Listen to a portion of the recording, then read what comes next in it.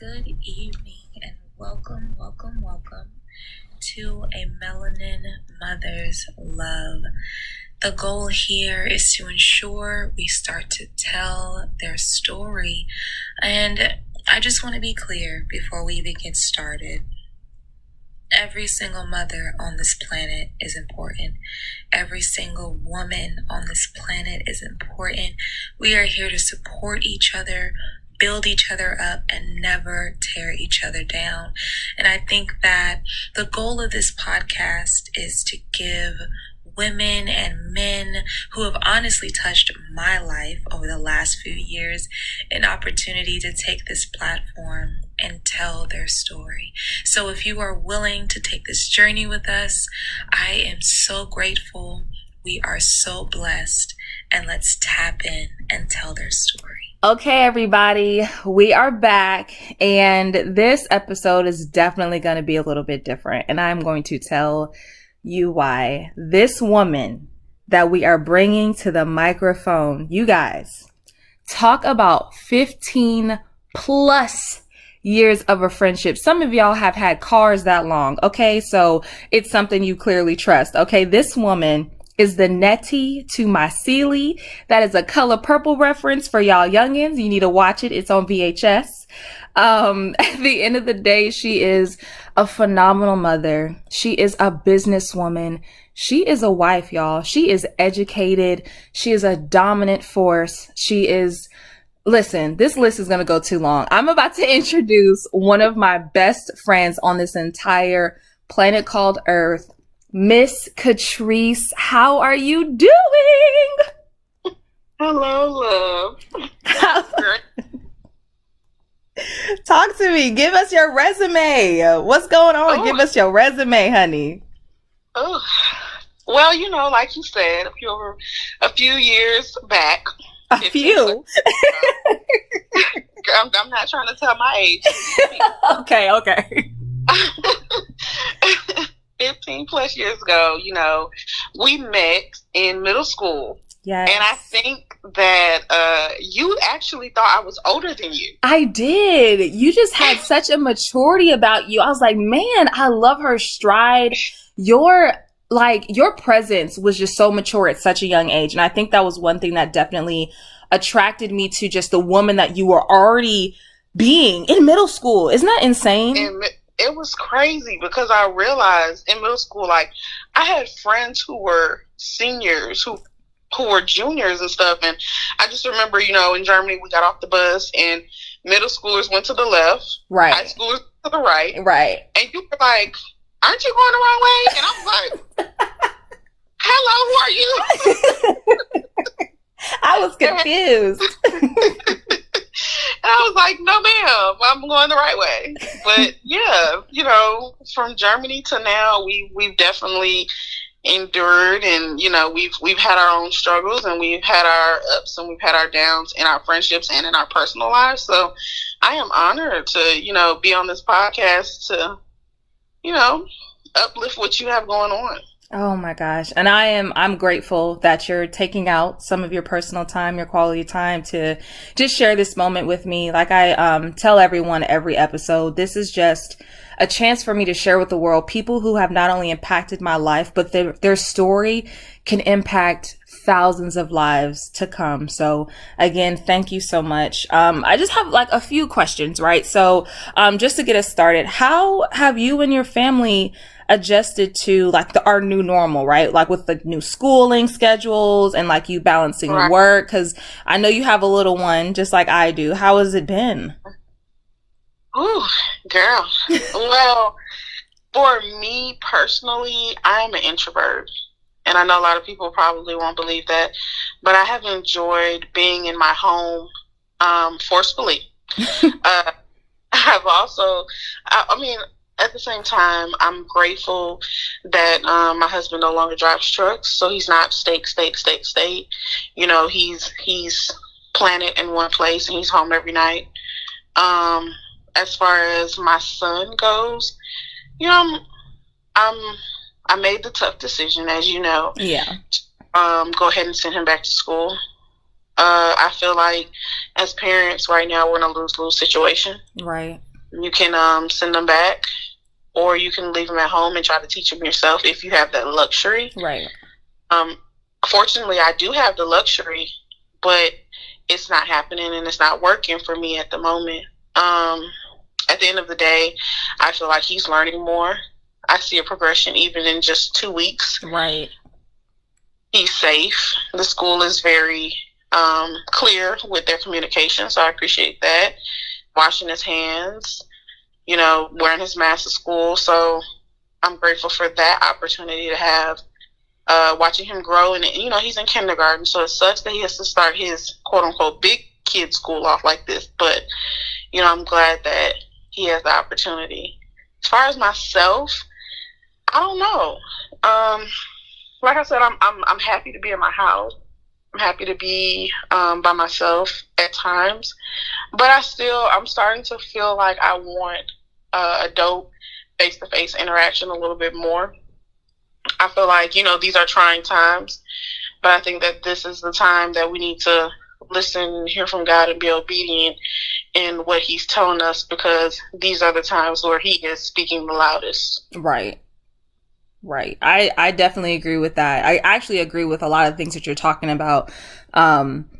I've come across a lot of moms who were like, man, like, what are you going to do with Zaven? And I'm like, I don't really have a choice. So I technically had to find a school that was going back. And it's just because, you know where I work and how, my schedule is at work. I would have been doing my child a disservice trying to continue to bring him to work every day. It was not working. And so again, just like your son's school, my son's school as well, they do a great job at making sure the children are in the healthiest, state that they can possibly provide.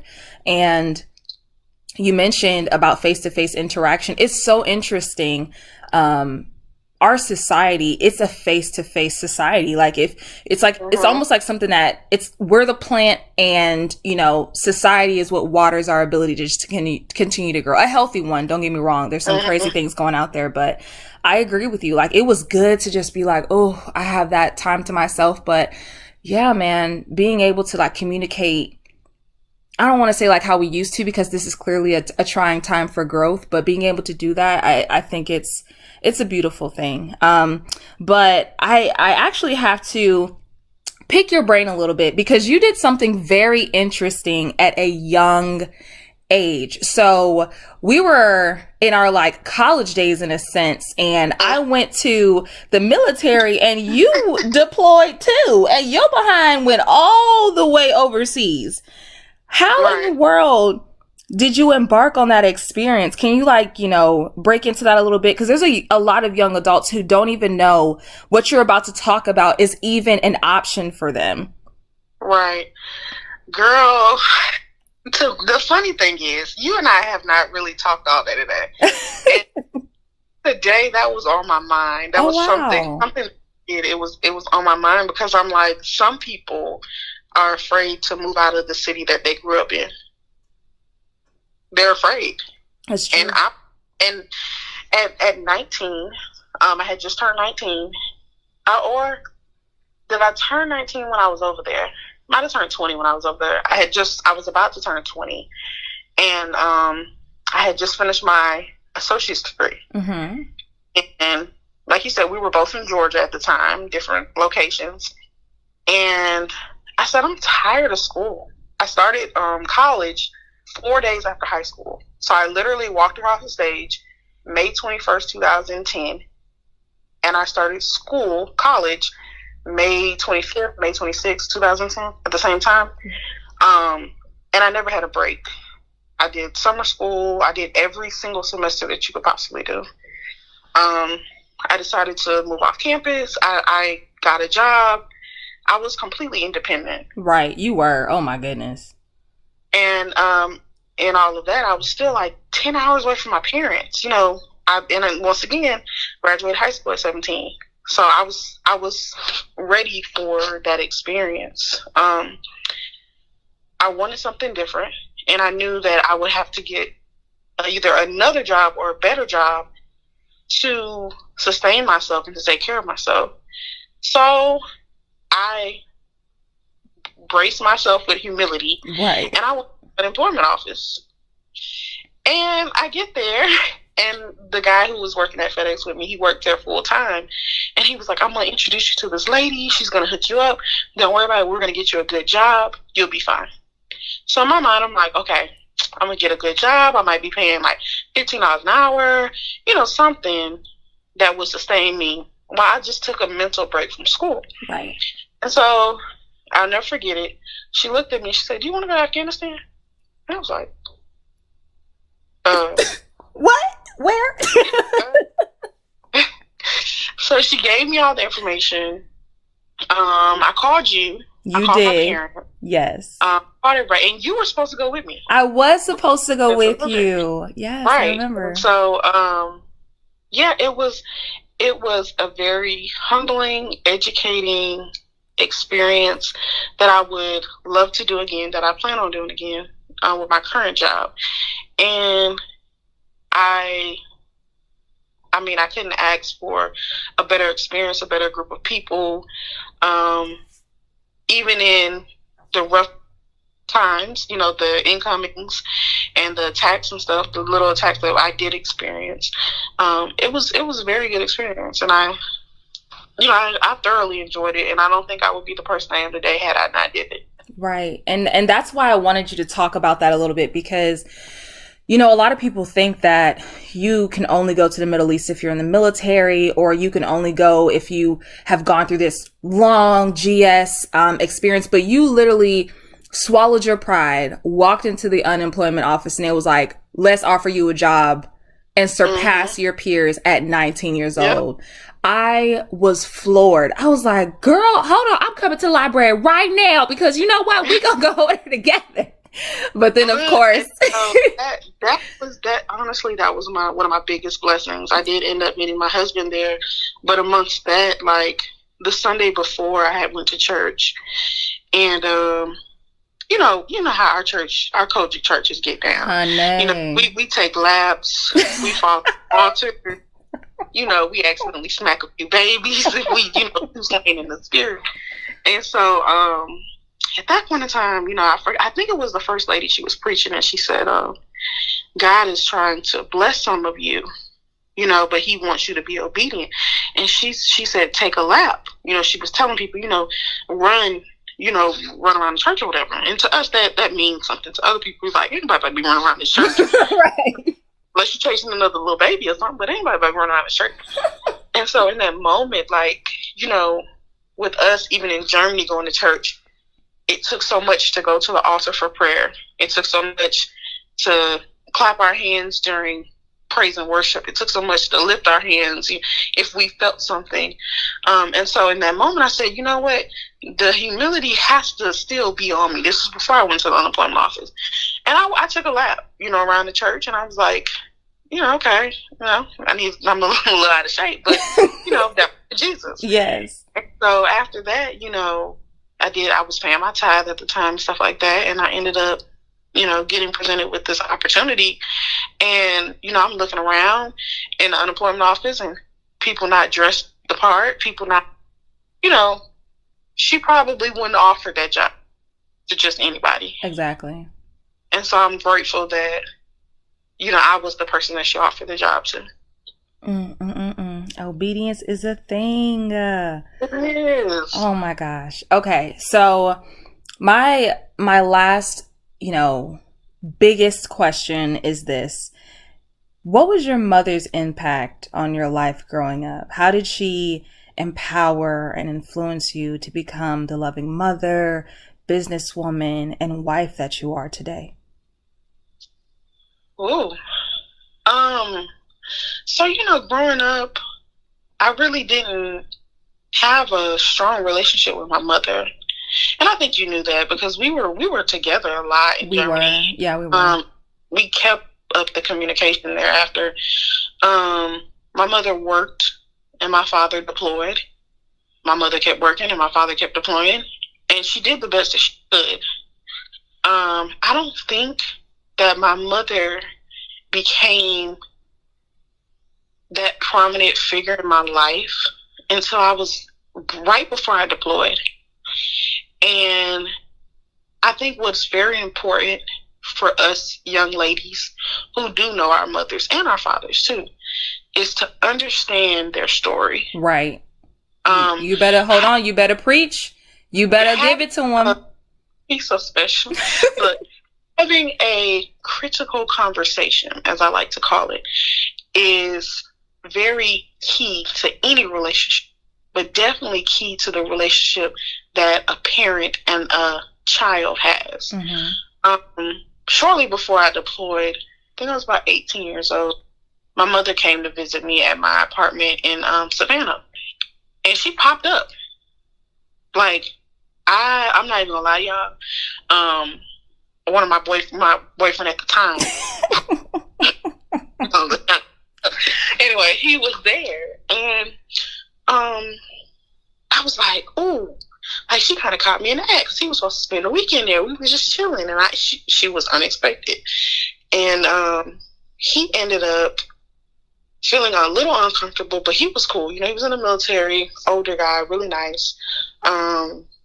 And my mother was like, well, you know, the circus is in town. Let's go to the Universal Soul Circus. So unprompted, unplanned, he met my mother. We went to the Universal Soul Circus, and so my mother, you know, she didn't look at me funny. She didn't question me. She did nothing. And I believe that night, my mother and I stayed up and we talked until 5 o'clock in the morning. Wow. Every question that I had, every feeling, every emotion that I needed from her, she gave me. And it was through her obedience to the Lord to even come down there that weekend. And I feel like since that day, I have not been a day without talking to my mother. Since that day, there's not one day that she does not call me or I don't call her multiple times. Right. And I think that's important, especially for us brown-skinned women, to know our parents' story. Because I think a lot of us tend to start in the beginning. A lot of us tend to start in the middle. A lot of us tend to start at the end. It's important that we get the whole story. Exactly. It's understand the things that we did not witness when we weren't yet born or thought about. So I think that my relationship with my mother is everything. Like, I don't know what I would do without her. I've had nightmares about her leaving this earth, and I woke up crying and sweating. I truly can say that I love my mother. Her strength, her story, the being of who she is, you know, what she went through, where she came from, it's vital to what she feeds me. Right. I can understand her better. I can love her better. I can talk to her better. Everything is just better since that day forth, since me and mine. It's been about 10, 11 years. And so I'm grateful for her. I'm grateful for your mother, which is my second mother. The conversations that she's helped me through, you know, through my pregnancy and thereafter. Like, I am truly grateful for Black women, Black mothers in this world who may not be understood by everybody, but who aren't afraid to share their story, to give off love, advice, wisdom, whatever you want to call it. It's very important. And so, yeah, my mother is the cornerstone to who I am today as well. I'm elated that you were willing and you trusted us with such an intimate part of your life. I'm even more grateful and elated to know that I know your mom. She is so amazing. I love Lady Fed, y'all. If y'all don't know Lady Fed, ooh, you gonna love you some Lady Fed. She is so classy. But every episode, I know she hates when I call her.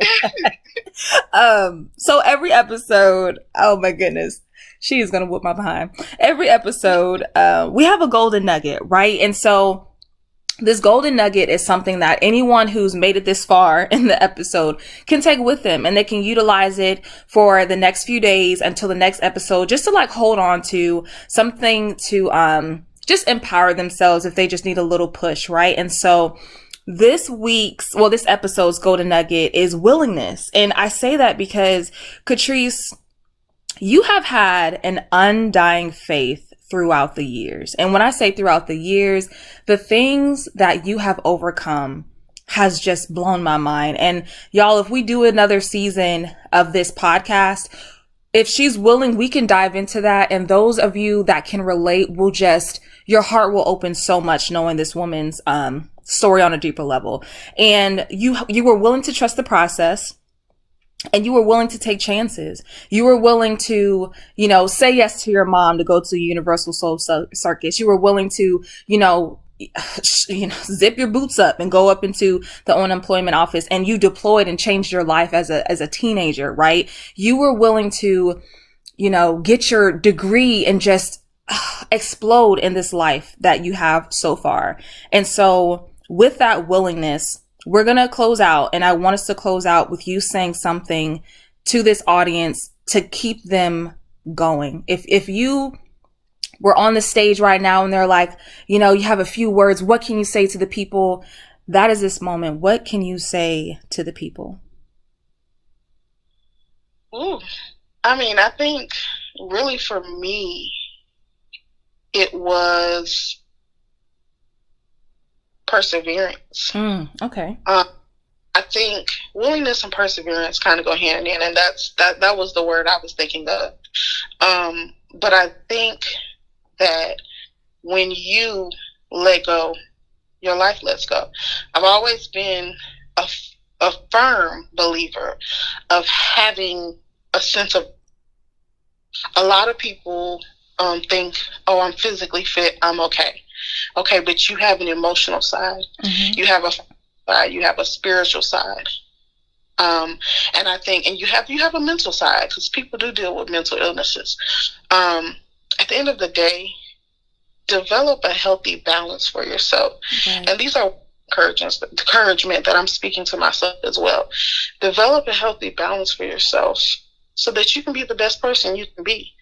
Be willing to be wrong. Be open to criticism. Be ready to fail. Always have a backup plan. Right. Perseverance at its finest is within failure. It's within failure. We have to trust and believe that God is going to take us to where He wants us to be. Know that no destination that I have made it to thus far has been without His helping hand. So perseverance is what I would say has gotten me to this place. Balance is what's going to take me farther, and trusting God is what's going to keep me. And you know what? That's all y'all need. That's all y'all need this episode. And we just want to thank you. We honor you, Miss Katrice, and thank you for telling your story.